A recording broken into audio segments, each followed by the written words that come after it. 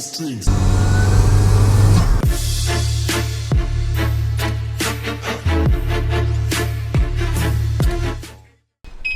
Okay, so some mid-engine things are happening today. Not necessarily think with this.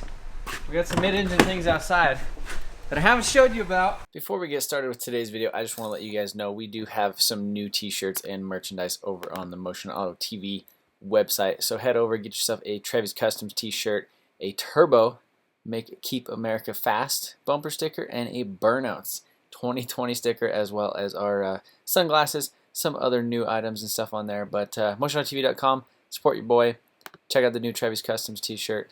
And this is pre-order, so we're only doing a limited run of these things. So if you want them, be sure to jump on them soon.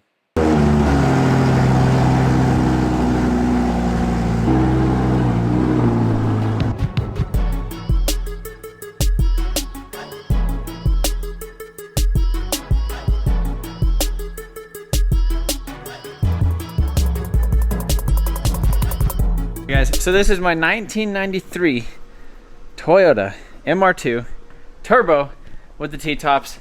I believe, so this is the 3S GTE, and I don't know if it was actually swapped. I don't actually know a whole lot about this whole Mr2 thing, but it isn't an original turbo car, and I'm assuming that's the original engine that came in it, but it does have this little thing with the thing, which might be JDM. Some people have said this is like the JDM thing, and it says 3S GTE right there. So maybe it's a swap, maybe it's not. I don't really know. It has like an aftermarket little intercooler on the side of it. It has some, I think, AGX struts on it, KYB. AGX struts with some lowering springs, some Steelies, and in the front it has an aftermarket aluminum radiator, a brand new battery, which is completely dead, and then we have right here, it was in some sort of a front end thing where they basically, I don't know if a tire popped, blew it out, they replaced it, or if somebody used this as like a parts car for something else. But it does run, it does drive. The back window is busted out, but right here on top of the Supra, I actually have a one out of a junkyard from Mullins Auto Parts, which is the same place that I got the engine, the Huracan engine for the R8. So he had one of those sitting in his junkyard. He has tons and tons of parts, and again, huge shout out for him. I'll put the link in the description. If you guys are looking for anything, you have like a 2015 Honda Civic and you need like a headlight, you can just go to his eBay store and like type in your car, and he might have something for you. But anyhow, we're going to see if this thing will start today. I haven't started it literally in probably 6 months. Basically, as soon as we got this thing, I got this like the next week because I thought it would be funny to have like mid-engine things. Yeah, the one major thing that is wrong with it for now is that it doesn't really build any boost at all until you're like on the highway in like 4th gear and you just like stay in it for a while. It'll eventually build like 5 pounds. But you could kind of hear the turbo, and I think one of the common things that actually happened with them is the flapper on the wastegate just falls off of it and gets shot out of the exhaust. And it also has an aftermarket exhaust too. So gonna charge it up, start it up, and then probably pull off the turbo, try to see if we could get that figured out, and then try to replace this back window so that we could actually, you know, keep the inside from getting all dusty. Longer than throttles? Yeah. I just see there. Yeah, it blew up like the first full. I mean, it's a factory turbo car, so I mean, it honestly ran and drove just fine. I drove it like 45 minutes. You drove it? Yeah, I drove it like 45 minutes down the highway, like 80 miles an hour. It was a good time. It's a cool car. Yeah, But cool cars. I mean, Not like this. back to basics. We're freaking selling it. I think we should sell it. Fix and flip. Yeah, I'm selling it. I gotta selling that, not selling that, selling all the stuff outside, selling this thing. This is gonna be a big bad girl. This thing's gonna be another big bad girl. Oh, and also, if you guys haven't seen frickin' turbos, keep America fast. And then if you guys want frickin' burnouts, MotionAutoTv.com. We have a new Trevi's Customs t-shirt out on there too, so go check it out and help support your boy. All right, guys, so just got back to the shop, been a couple hours, went home and ate dinner with the family. So I had this thing on the charge for a little while, so I guess it's holding about 12.7 volts, which I mean, that battery looks pretty new. So let's see what happens when we hop in here. Turn the key, this thing definitely really dirty. Looks like a cat or something got over there. Look at that.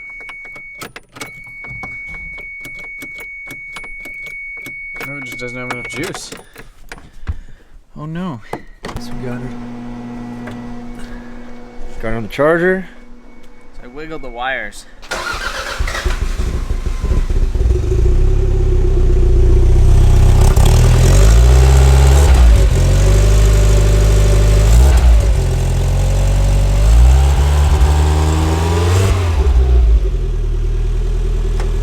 What over the R8?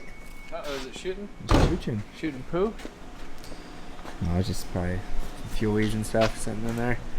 Yeah, so now I just want to get... I'm going to try to take off the O2 sensor and see if I can look in there. So we could go drive it, but it ain't going to make any boost. And it's going to be really lame, so might as well just see.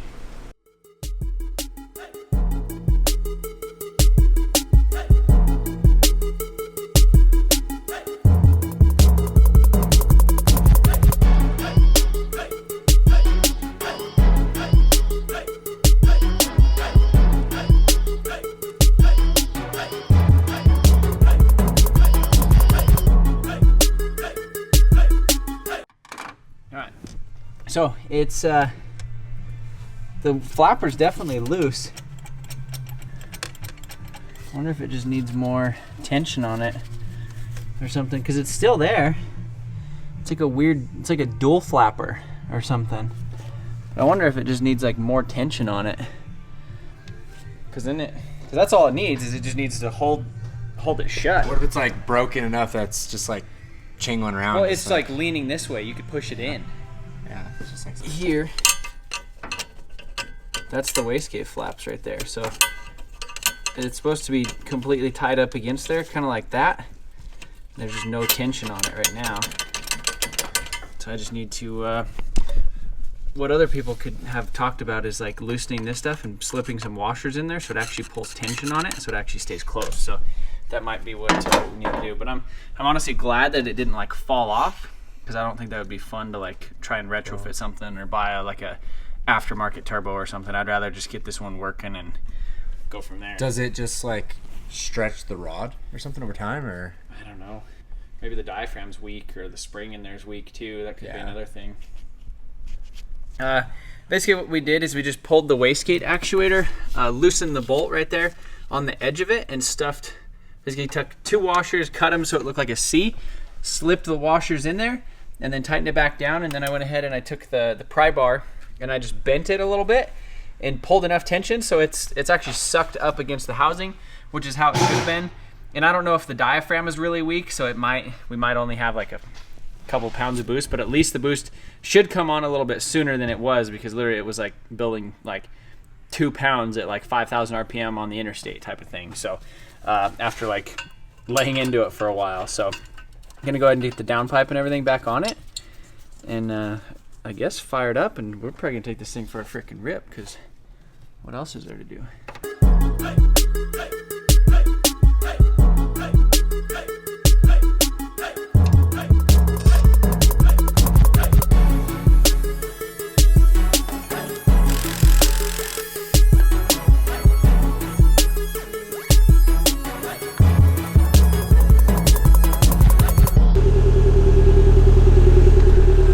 Take her for a rip.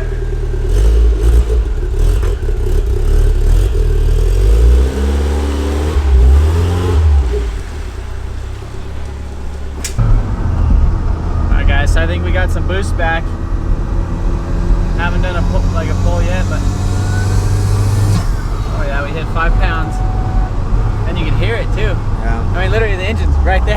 There's no back window. No back so window. it's like driving a convertible almost, but no wind. Kind of letting her warm up a little bit too. It seems to drive pretty smooth, like ride smooth, And it makes boost pretty soon too. That was almost 15. That was boost cut. Maybe them extra washers helped it out.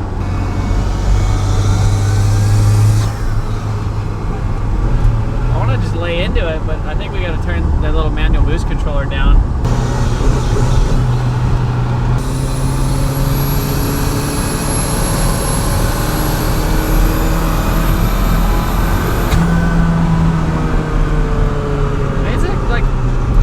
Stay pinned, it would be a quick little car.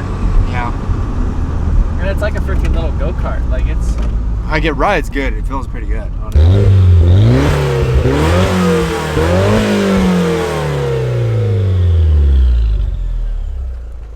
And then we'll probably just disconnect that manual boost controller, just so we don't gotta worry about it. And just let the wastegate do its thing. Yeah. 'Cause they were probably trying to override it, huh? Yeah, they were probably like, oh, it's not making any boost, or it's not doing this, so let's turn just it up. Yeah. turn it all the way up. With this little homie here. Yeah. There she is. Yeah. So with the old. With the old. And back in with the ultra old. Yeah, so got rid of this thing. I don't even know. Yeah, literally nothing was going to the wastegate at all. It was all just freaking Just jam closed. 100% sauce. Yeah, it was 100% sauce. It was basically just closed off. Tap.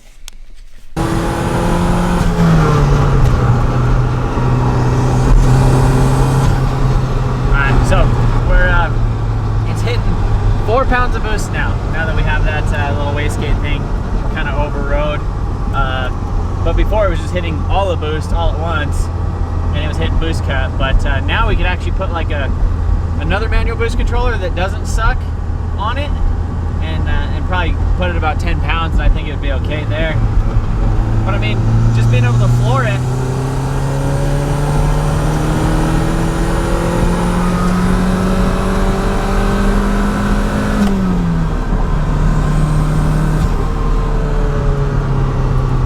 Was 10 pounds of boost instead of 4 or 5. It'd feel really good. We just gotta throw that window in it. Yeah. Detail the interior and freaking list this thing for sale.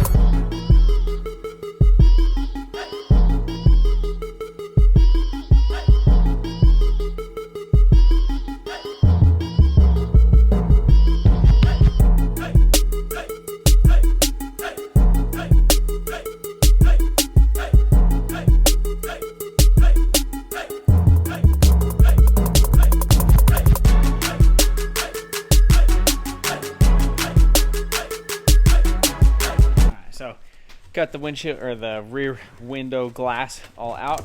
Had a bunch of that purple like pimp tint on it. This thing's faded from the 90s. It didn't have like UV stuff.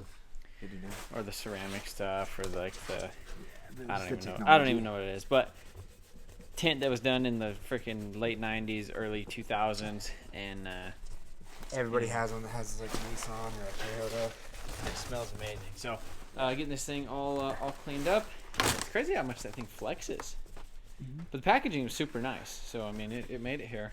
I mean He packaged the crap out of this thing. So I mean, if you guys need some glass, freaking Mullins Auto Parts, they're your place if they want to send it. So yeah, I think to get the glass out of this thing, we have to pull off this, which if you guys remember when we painted Kyle's MR2, this wasn't a whole lot of fun. So I think we got to pull this to get to some bolts under there, and then we actually have to remove the rear, some of these interior pieces to actually get some of that stuff out too, and basically cut out the glue. And I'm not sure if I have some of that 3M window weld or not, but yeah, this thing's gonna be like a whole different car when it has a new window in the back. So I got the window out, got all the glue, most of the glue and everything all cut out, and I realized that I thought I had a tube of it's a 3M window weld, which is basically the kind of the polyurethane, urethane stuff that they use to put windshields and stuff in, and you don't have to like use a primer. And I know there's a lot of people that say you have to use a primer or no primer. I don't know. It says primerless, whatever. So anyhow, I'm gonna run a DNS in the morning, go grab some of that, come over here, smash that back window in, probably do a quick detail for retail. I bought this thing, and I also paid a little bit extra and got some Advan wheels. Remember those ones? Nice. And they're actually up there on the thing. So tires. The thing has brand new like winter tires. yeah, it has brand new snow tires and stuff on it. So I might go ahead and throw them Advans on it. But those Advans would probably look sick on the S14 too, if we do the body kit and everything. Mm-hmm. So it's like, I almost just want to list this thing how it is. Just quick little run around it real quick.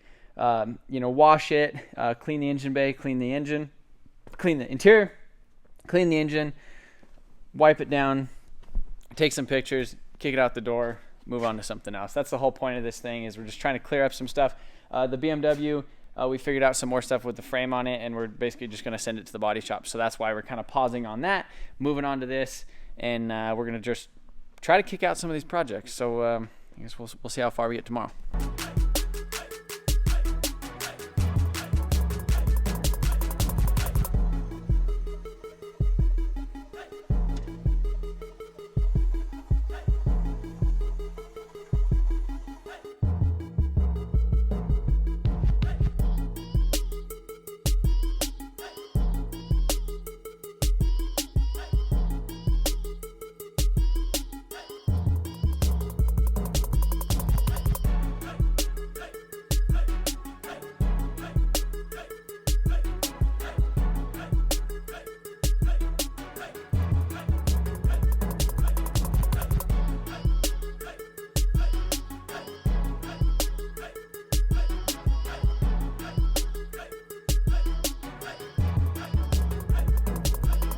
Guys, so got the car all back together. You can see that I guess there's some dirt or something under here at one point in time. It's kind of scratched the window, which kind of sucks. We did do a little test buff on this thing when I first got it a couple of months ago, and you can see it kind of comes back out because this is, I'm pretty sure, a single stage paint on here. Back window and everything is all installed, I think. Let me pop this real quick. Show you guys the engine bay. The engine bay actually cleaned up pretty decent for what it was. This thing was really dirty.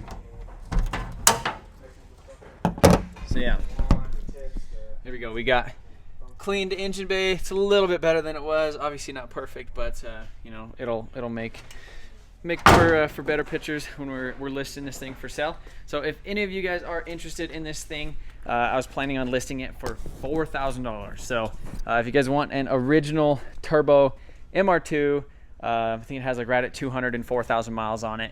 It has these, it's like AGX struts and the lowering springs on it. These Steelies with like brand new snow tires. Little exhaust intake, like bar and plate intercooler for the side. Makes 4 pounds of boost. I didn't turn up the boost or anything. The interior is not bad. It's not amazing, but it's pretty complete. So you can see, got black interior, got all that stuff. Obviously shift boot and stuff's a little bit worn. Dash, I don't think is cracked window. But it fires up. It runs pretty good. It's like a new car now. It feels completely different in here now that we actually have the. It's so much quieter.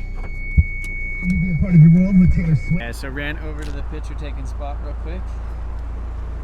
Get some pictures of this guy. Man, it looks so much better. Especially in this light too. So yeah, I guess we're gonna cruise on back to the shops. Got some red LEDs in here. And we'll rip it over there, and we're gonna call it good with this one. It's crazy. It's just like a little turbo go-kart.